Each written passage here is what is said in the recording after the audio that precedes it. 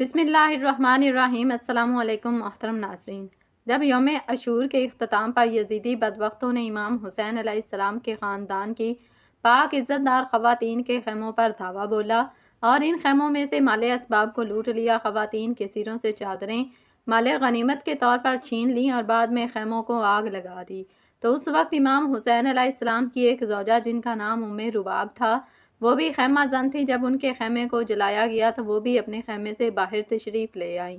جس بدبخت یزیدی نے ان کے خیموں کو نذر آتش کیا تھا، اس نے رباب علیہ السلام کی طرف اپنے ناپاک ہاتھ بڑھانے چاہے تو اس وقت اچانک کیا ہوا؟ محترم ناظرین، اس پورے واقعہ کو جاننے کے لیے ہماری ویڈیو کو آخر تک لازمی دیکھیے گا اور آپ سے گزارش ہے کہ ہمارے چینل کو سبسکرائب کرنا مت بھولیے گا۔ محترم ناظرین، شب عاشور جس کو شمع غریبہ بھی کہا جاتا ہے، وہ رات بھی اہل بیت اطہار کے بچ جانے والے نفوس قدسیہ کے لیے ایک بہت ہی دردناک اور اذیت ناک رات تھی۔ اس سے ایک رات پہلے امام حسین علیہ السلام نے اپنے تمام اہل خانہ کو اپنے خیمے میں بلایا اور اس میں آپ علیہ السلام کے وہ جانثار ساتھی بھی تھے جو آپ کے ساتھ شریک سفر تھے۔ امام حسین علیہ السلام نے ارشاد فرمایا کہ میں یہاں کسی کے ساتھ جنگ لڑنے کے لیے نہیں آیا، بلکہ مجھے تو کوفیوں نے خط لکھ کر بلایا اور میں ان کے کہنے پر یہاں آیا ہوں تاکہ ان کی مدد اور نصرت میں معاون اور مددگار بن جاؤں۔ یہاں سے اگر اب میری خود کی لڑائی ہے، میں تم لوگوں کو اجازت دیتا ہوں،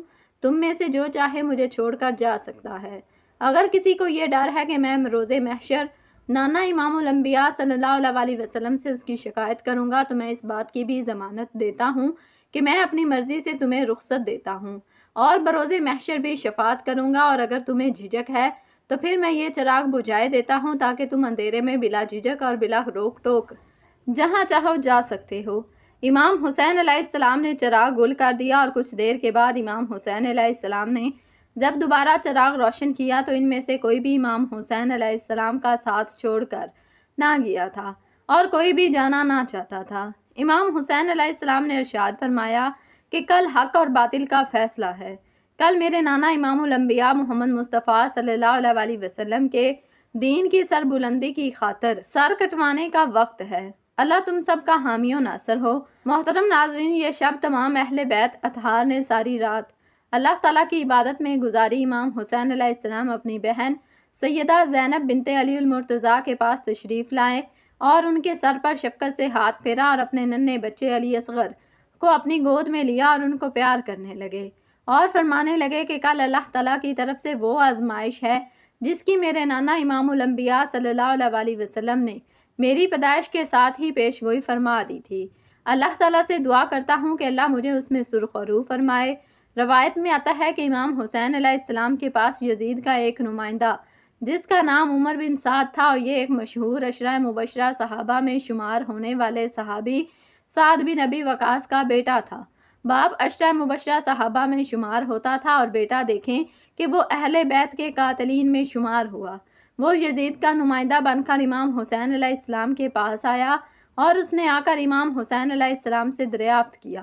امام حسین علیہ السلام کوفہ کس مقصد کے لیے جا رہے ہیں؟ امام حسین علیہ السلام نے اس کو کوفیوں کے خطوط دکھائے اور فرمایا کہ کوفی یزید کے مظالم کے ہاتھوں تنگ ہیں اور وہ چاہتے ہیں کہ میں ان کا معاون اور مددگار بنوں، اور نواسہ رسول صلی اللہ علیہ وسلم کے ہونے کے ناطے یہ میرا اولین فرض ہے کہ میں اپنے نانا امام الانبیاء کے دین کی سربلندی کی خاطر کوفیوں کا ساتھ دوں۔ اب اگر تم لوگ مجھے مجبور کرتے ہوئے کہ میں اس لکودک اور تپتے ہوئے صحرا میں اپنے بیوی بچوں اور خواتین کے ساتھ پڑاؤ ڈالوں تو مجھے تم دمشق یزید کے پاس جانے دو تاکہ میں جا کر اس سے روبرو بات کروں اور کوفیوں کے حوالے سے اس کو بتاؤں کہ وہ اس کے مظالم سے تنگ ہیں اور وہ خلافت کے لائق نہیں ہے، یا پھر یہ نہیں ہو سکتا تو پھر مجھے واپس جانے دیا جائے تاکہ میں اپنے بیوی بچوں کے ساتھ اللہ تعالیٰ کی بارگاہ میں اپنی باقی کی زندگی عبادت کرتے ہوئے بسر کروں۔ عمر بن سعد بھی امام حسین علیہ السلام کے ساتھ جنگ کرنے سے کترا رہا تھا۔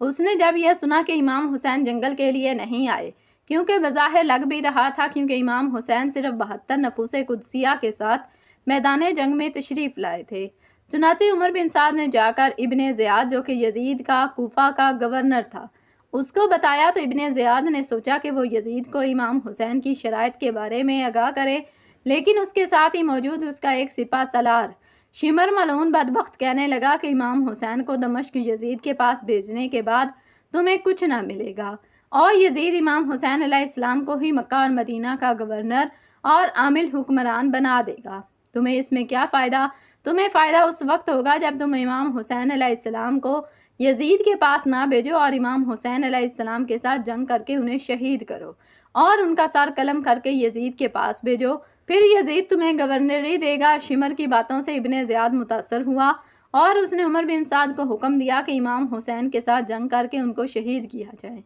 عمر بن سعد جو کہ پہلے ہی حسین کے ساتھ جنگ نہیں کرنا چاہتا تھا، اس نے انکار کیا، تو شمر ملعون نے کہا کہ اگر تم امام حسین کے ساتھ جنگ نہیں کرو گے تمہیں شام کے علاقے کی گورنری جس کا وعدہ لیا گیا تھا وہ تمہیں نہیں دی جائے گی۔ اقتدار کے لالچ میں اندھے ہو کر عمر بن سعد نے امام حسین کے ساتھ جنگ کرنے کا ارادہ کیا اور دریائے فرات کے کنارے پر پہرے بٹھا دیے اور پھر ایک ایک کر کے تمام خاندان اہل بیت کے نفوس قدسیہ کو شہید کیا اور ان کے سر نیزوں پر بلند کر کے دمشق میں یزید کے پاس بھجوا دیے۔ امام شہداء کے سروں کو ان کے پاک دھڑوں سے الگ کر کے جب سروں کو نیزے پر بلند کر لیا گیا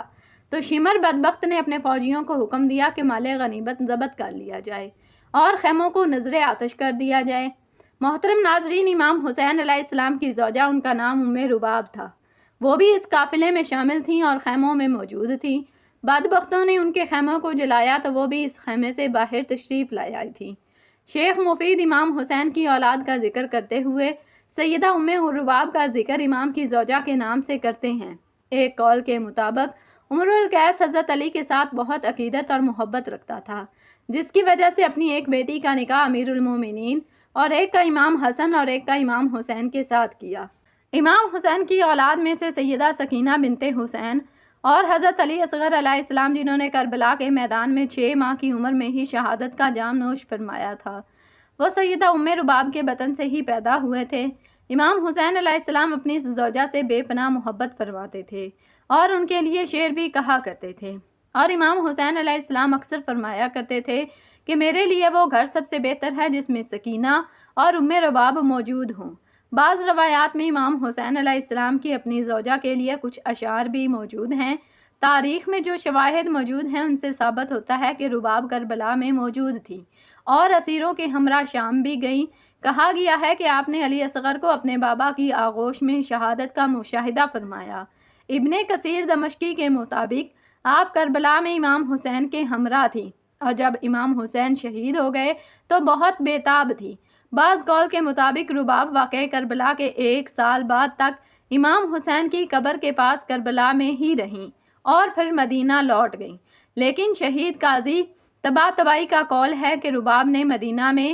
عزاداری نہ کہ کربلا میں۔ وہ کہتے ہیں اگرچہ امام سجاد بھی اس بات پر راضی نہ ہوتے کہ امام حسین کی زوجہ اکیلی کربلا میں رہیں، اس کے علاوہ خود آپ کی شخصیت بھی ایسی نہیں تھی۔ وہ کہتے ہیں کہ کوئی بھی یقینی طور پر یوں نہیں کہتا کہ یہ معظمہ خاتون پورا 1 سال امام کی قبر پر رہی ہیں۔ ابن اسیر نے بھی اپنے قول کا کوئی قائل ذکر نہیں کیا، اس لیے پہلا قول کہ آپ شہادت کے بعد پورا سال قبر کے پاس رہیں اور اس کے بعد اس دنیا سے چل بسیں، ضعیف قول ہے۔ مدینے میں قریش کی بزرگ شخصیات نے آپ کا رشتہ مانگا لیکن آپ نے انکار کر دیا اور کسی کے ساتھ شادی کے لیے حاضر نہ ہوئیں۔ آپ فرماتی تھیں میں اس بات پر راضی نہیں کہ پیغمبر کے بعد کوئی اور میرا سسر ہو۔ مسکلہ الطحان نے امام صادق سے روایت نقل کی ہے، وہ کہتے ہیں کہ میں نے امام صادق سے سنا کہ آپ نے فرمایا جب حسین شہید ہو گئے تو آپ کی زوجہ رباب آپ کے لیے مجلس بپا کرتی، خود بھی روتی اور آپ کی خدمت کرنے والی بھی گریا کرتی، یہاں تک کہ آپ کی آنکھوں سے آنسو خشک ہو گئے۔ اس وقت اپنی ایک کنیز کو دیکھا کہ اس کی آنکھوں سے آنسو جاری ہیں، اس کو بلا کر سوال کیا کہ کیا وجہ ہے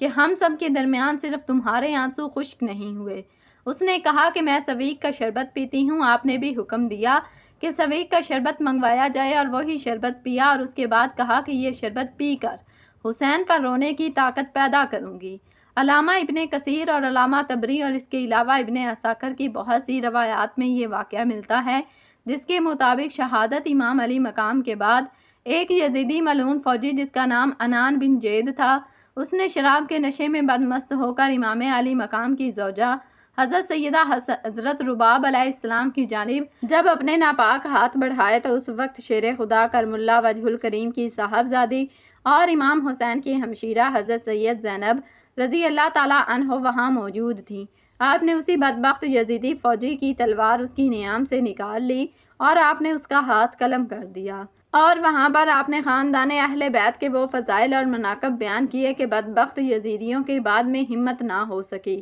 کہ خاندان اہل بیت کی کسی بھی پاک عزت دار بیٹی کی طرف آنکھ بھی اٹھا سکیں۔ ابن واقدی بیان کرتے ہیں کہ کربلا کے واقعہ کے بعد کچھ سال بعد ہی جب کوفہ پر مختار سقفی کا تسلط قائم ہوا تو اس نے کربلا کے تمام مجرمین کو اپنے سامنے حاضر کیا اور ان کا جرم پوچھ پوچھ کر ان کو واصل جہنم کیا۔ جب یہ عنان بن جید بدبخت مختار کے سامنے پیش کیا گیا تو مختار نے پہلے تمام مجرمین کو جلاد کے ہاتھوں قتل کروایا تھا، لیکن اس بدبخت کو خاص طور پر اپنے ہاتھوں سے اس کا سر قلم کیا۔ ابن کثیر لکھتے ہیں کہ رباب واقعہ کربلا کے بعد 1 سال سے زیادہ زندہ نہ رہیں اور اس 1 سال میں درخت کے سائے میں نہ بیٹھیں اور شدید غم و اندوہ کی حالت میں اس دنیا سے چلی گئیں۔